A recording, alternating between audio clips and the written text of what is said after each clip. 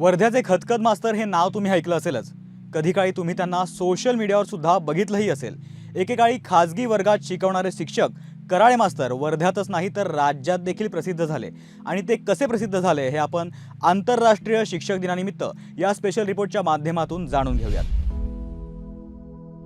शिक्षकांमध्ये एवढी ताकद आहे की ते 100 पिढ्या घडवू शकतात। तसंच शिक्षकाने उत्तमरित्या घडवलेले विद्यार्थी एखाद्या अन्यायाविरुद्ध एल्गार पुकारू शकतो, असं कराळे मास्तरांनी सांगितलं। शिक्षकात एवढी ताकद आहे का तो 100 पिढ्या घडवू शकते आणि शिक्षकाने घडवलेले विद्यार्थी त्याच्या मनगटात एवढी रग आहे का तो विद्यार्थ्यांमध्ये त्याच्या शिष्यामध्ये अशी ताकद निर्माण करू शकते का एखाद्या अन्यायाच्या विरोधात क्रांती निर्माण करण्याची ताकद एका शिक्षकात आहे।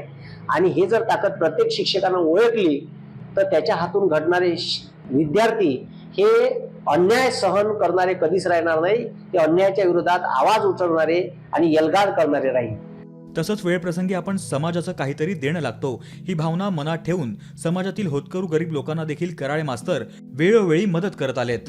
त्यामुळे इतर शिक्षकांनी देखील शिक्षक पेशातून बाहेर येऊन समाजसेवेची भावना जोपासावी आणि विद्यार्थ्यांमध्ये देखील ती रुजवावी, असं आवाहन कराळे मास्तर प्रत्येक शिक्षकाला करतायत। एक शिक्षक म्हणून हे जे समाजाप्रती विद्यार्थ्याचं जे आता समाजापासून तो दूर चालला, सगळ्या स्वतःचाच विचार करते, तर हे शिक्षक त्या विद्यार्थ्यांमध्ये रुजू शकते। म्हणून आंतरराष्ट्रीय शिक्षक दिनी जर विद्यार्थ्यांप्रती शिक्षकाचं प्रेम कायम राहिलं तर त्या विद्यार्थ्यात एक चांगली भावना निर्माण होऊन तो एक चांगला समाजासाठी चांगला विद्यार्थी घडू शकतो।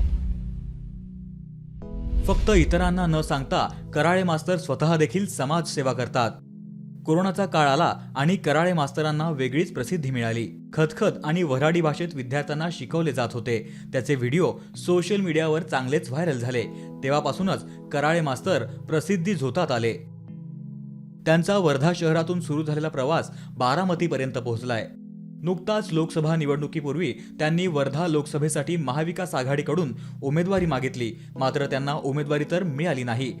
पण राष्ट्रवादी काँग्रेसचे शरद पवार पक्षाचे राज्याचे प्रवक्ते पद मिळाले। शिक्षक ते राजकारणी अशी आता राज्यात त्यांची नवी ओळख निर्माण झाली आहे। एकेकाळी एका खोलीत पोट्ट्यानं शिकवायचा तो मास्तर आता हजारोंची संख्या असलेली सभेत गरजताना दिसतोय। एक शिक्षक कुठपर्यंत पोहोचू शकतो हे नितेश कराळे यांनी दाखवून दिलंय। शिक्षक कसा असावा, शिक्षकांनी विद्यार्थ्यांना खरं आणि खोटं यातला फरक समजून सांगितलं पाहिजे। शिक्षक हा कसा असावा तर शिक्षक हा विद्यार्थ्यांमध्ये खरं आणि खोटं याच्यातला फरक समजून सांगणारा असावा। शिक्षकात एवढी ताकद आहे की तो 100 पिढ्या घडवू शकतो। शिक्षकाने घडवलेला विद्यार्थी त्यांच्या मनगटात एवढी ताकद आहे की एखाद्या अन्यायाच्या विरोधात क्रांती निर्माण करू शकतो।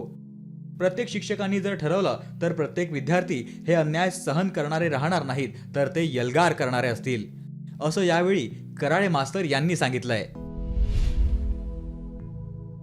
तुर्तास या स्पेशल रिपोर्टमध्ये वेळ झाली येथेच थांबण्याची। तुम्हाला जर हा व्हिडिओ आवडला असेल तर लोकशाही मराठीला लाईक करा, शेअर करा आणि अर्थातच सबस्क्राईब सुद्धा करा।